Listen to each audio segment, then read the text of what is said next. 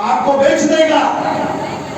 अगर आप विचारधारा को महत्व देते हो तो किसी की औकात नहीं कोई तुम्हें बेच दे। इसलिए जातियां, व्यक्तिवाद ये बहुत छोटी चीज है, विचारधारा बड़ी है।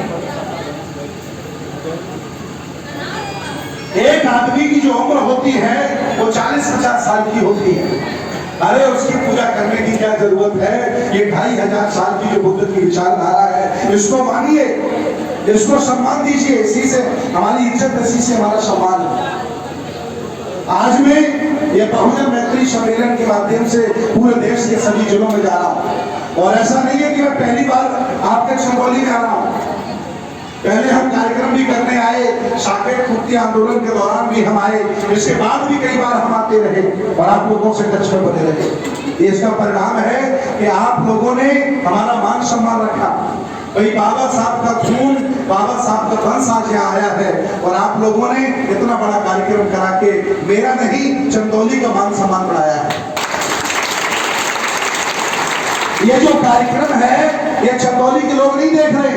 आपको पता है सोशल मीडिया पर हम लोगों के साथ 50-50 देश जुड़े हैं। Australia, Germany, Canada, England, Sri Lanka, Thailand, सब लोग देख रहे हैं। और बहुत भिक्षु तो हमें पूछते हैं कि भंते जी बड़ी बड़ी धर्म देशनाएं होती हैं, बड़े बड़े धर्म आयोजन होते हैं, लेकिन भारत में बहुत 1% है, इसका क्या कारण है? तो मैं बताता हूँ क्या करूँ। ये 70 साल की आजादी है, ये मजबूर हो गए हैं टीवी और बीवी में, ये मजबूर हो गए अपने खाने पीने में, इन्हें आंदोलन की चिंता नहीं रही। अब धीरे धीरे इन्होंने जो कमा लिया वो खत्म हो रहा है, क्योंकि दुश्मन हावी हो गए। अब जैसे जैसे इनकी जेब खाली होने लगेगी वैसे ही आंदोलन तेज हो जाएगा।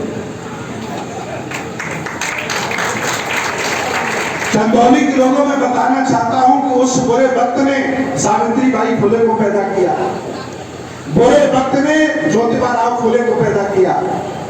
उन परेशानियों ने, बेइज्जती ने, जलालत में बाबा साहब को पैदा किया।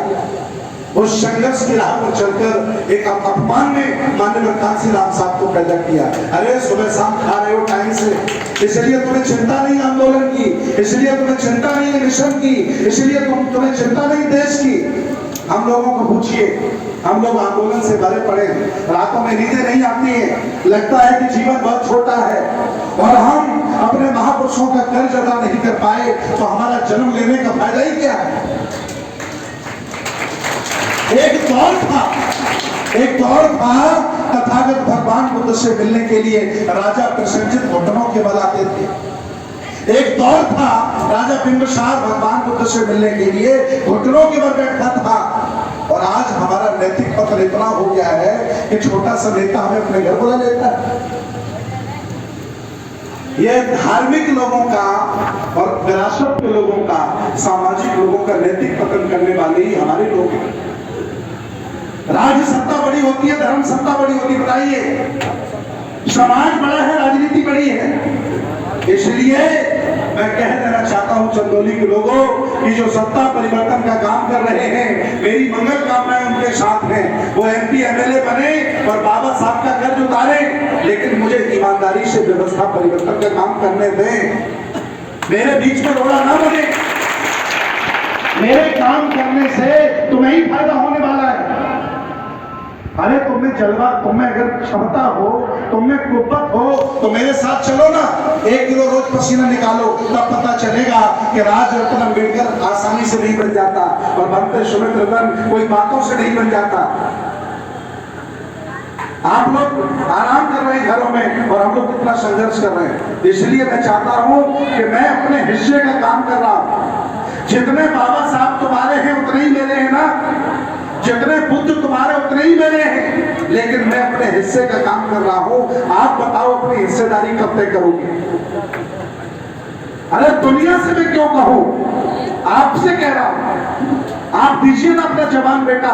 मेरे माँ बाप ने मुझे जवान दिया था, आज 26 साल हो गए मुझे बौद्ध भिक्षु बने और मैं पूरे दुनिया में घूम घूम करके इस विचारधारा को आगे ला रहा हूँ। आप सोशल मीडिया में हमें देखते हो कि नहीं देखते हो? हाथ उठा के बताइए कौन कौन देखता है।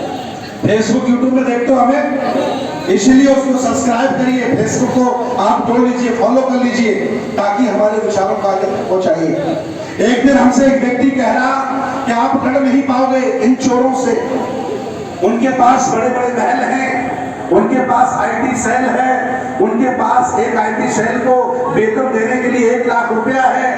मैंने कहा तुम कौन सी गफलत में सो रहे हो, मेरे बहुजन समाज का प्रत्येक वो व्यक्ति जिसके हाथ में एंड्रॉइड मोबाइल है वो मेरा आईटी सेल का आदमी है पूरे भारत में। अरे तुम्हें मकान बनाना पड़ा, सैलरी देनी पड़ी, तब तुम्हारा आईटी सेल बना।